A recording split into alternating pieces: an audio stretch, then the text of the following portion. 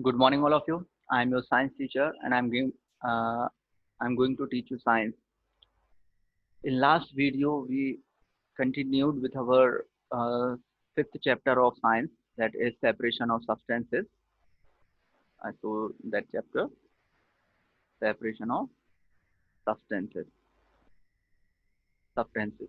So in this chapter, we discussed on the separation of the substance from the different mixtures, different type of mixture, different example we see, and then we continue with our second heading, methods of separation. In this, according to this topic, we study many important methods which are used to separate the things. First one, hand picking technique. We use by hand we pick the impurities and throughout from the mixture. And threshing. Threshing is a very common method. It is used in agriculture by beaten by the machinery that is used.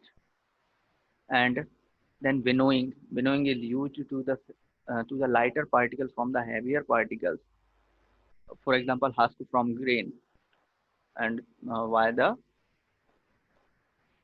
dropping from the soup in the direction of air.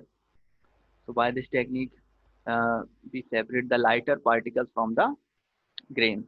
Okay, then our next separating method is sieving.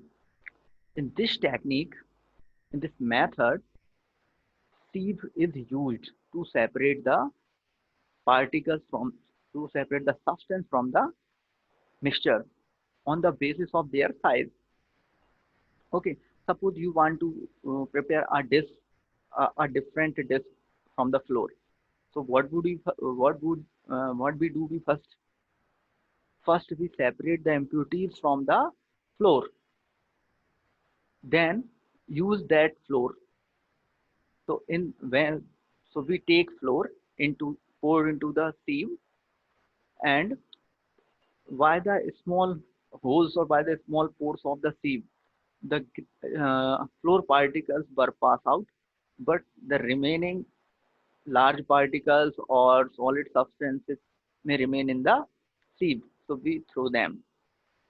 So only we get what? Pure floor. So we use that floor. Okay. In many flour mills are there, many flour mills and dal mills, pulse mills also.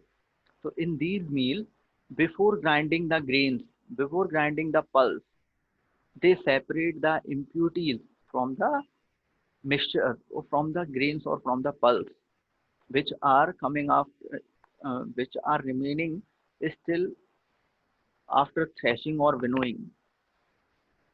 Okay, so in this technique, here is an example of floor sieving. Here is a sieve in green color, you see it, and put the floor, and by shaking our hand we pass out the floor, and the solid waste impurities we throw out, and we use only that floor. Okay, same kind of similar method, similar technique, similar separation method you see at construction sites. This type of we use to separate the sand, to filter the sand, and it is used to remove pebbles and stone from the sand by sieving. This is a large sieve, and this man put the mixture of sand here. So the large pebbles and stones are removed here, and the equal part or a particular size limit particles are separate out. So we use that particles of sand. So this technique is also used in construction. And then we come to the next and very important technique of separation, methods of separation, that is sedimentation, decantation, and filtration. So why an example I can explain you what is sedimentation, what is decantation, what is filtration. Okay, suppose if we want if we want to separate the first, many times when we prepare rice at our home, or pulses maybe at our home we prepare, we cooked. So what we do first, many impurities may be present in our pulses or rice, soil particles, dust particles, stones, and other impurities are present. So what we do, first we wash the pulse or rice. Okay, then what we see, and stay for some time, and what we see, the rice or the pulse are settled down in the bottom. Rice and pulse are settled down in the bottom, and impurities are dissolved into the water. So you see in your house when your mother prepare food at your home.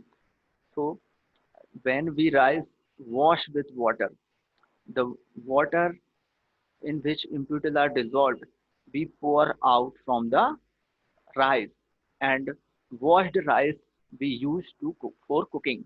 We used washed pulse to use for cooking. Okay, so the process in which the particles of grains or particles of our useful substance are settled down in the bottom in the mixture. This process is known as sedimentation, and the substance which settle down in the bottom is known as sediment. Okay, and when we pour out the water with impurities, this process is known as decantation. Okay, so by this example, I hope you will understand that what is sedimentation, what is decantation. It may not be possible separate components of mixture by winnowing. May be possible some particles are not separate by winnowing or by the hand picking. For example, there may be lighter impurities. Some lighter impurities like dust, soil particles are present in rice and pulses. So how are such impurities separated from the ice or pulse? So I give you that example. Rice or pulse are usually washed before cooking. Okay, we already discussed it. When you add water, these impurities like dust particles get separated. These impurities go into the water. Now, what will sink into the water? What will sink? Our rice or pulse. And the impurities which dissolve in water, we drop out that water, pour out that dirty water. So when the heavier component in a mixture settle after water is added to it, this process is called sedimentation. Okay, the heavier particle in the solution of water and rice. What is the heavier particles? Dust particles are heavier, or rice are heavier? Obviously, rice. So rice are settled down in the bottom. It means these are settled in bottom, and these are known as sediment. The particle which goes settle down are known as sediment, and this process is known as sedimentation. Okay, so the dirty water we pour out from the glass or from the container, removed we remove that dirty water. This process is known as decantation. Okay, few other that separated through many other mixture also separated by these techniques, by sedimentation, by decantation.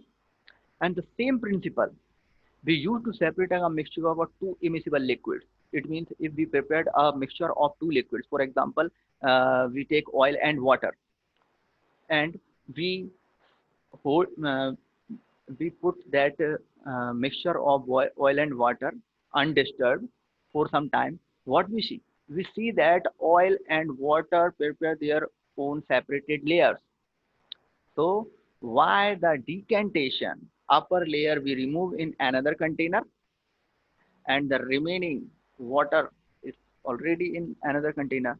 So by this technique, we separate two immiscible liquids. Okay, and why another example, we can also try to understand this. This shows the method of sedimentation and decantation. Soil and water. If suppose we take a sample, we can also do an activity. In this activity, we take water from pond or water from any other place in which soil particles are present, or it means we need muddy water. If we don't have muddy water, so we take water and add the soil into it and mix it very well and put it solution for some time undisturbed. So what we see, the soil are settled down in the bottom.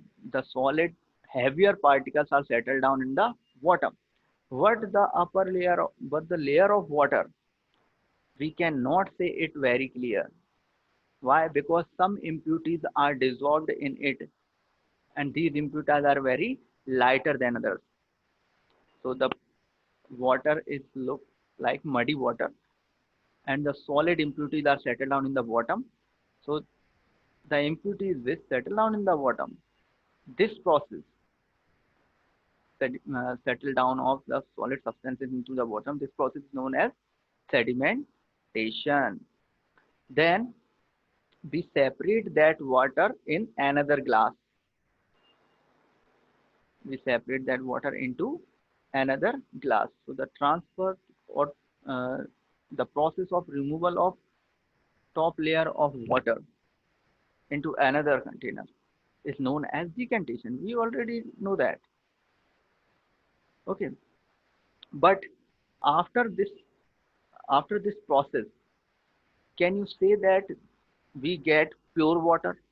No. Why? Because some dissolved impurities are present in our water. So we use another technique to obtain pure water from the muddy water or from the impurities, impure water. So what we do? We we take a cloth that have uh, very small size pore, and we pass out that water from that cloth.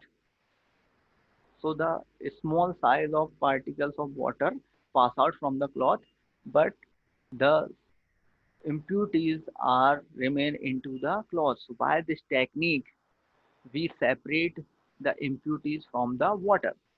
This process is known as filtration. When we separate the impurities from a filter or from a cloth, is known as filtration. Okay, and but after filtration through a sieve or through a strainer, there are some dissolved impurities still may be present in our water. So what we do, we take a filter paper. By this technique, we can try to understand. We take a stand and a beaker, a funnel, and a filter paper. So the filter paper we fold in the form of a cone, and that cone put into the funnel, and the water which has dissolved impurities put into that cone or the funnel.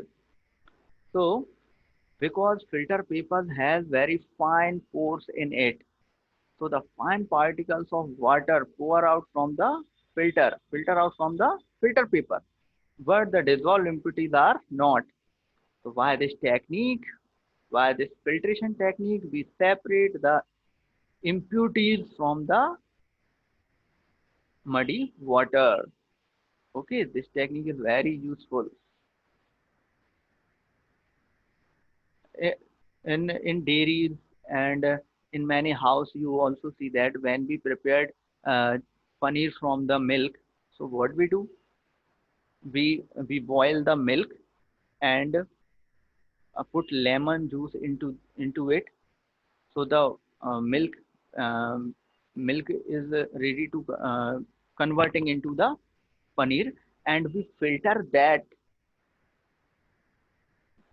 milk from a cloth. So the water, the liquid particle removed from the cloth, and the remaining part is cheese, and this is used to prepare for the cheese or the paneer. Okay, so this is also an example of filtration technique. And another example for it, in our house we regularly prepare tea. So after preparation tea, to to serve the tea, what we do, we filter the tea through a sieve or through a strainer.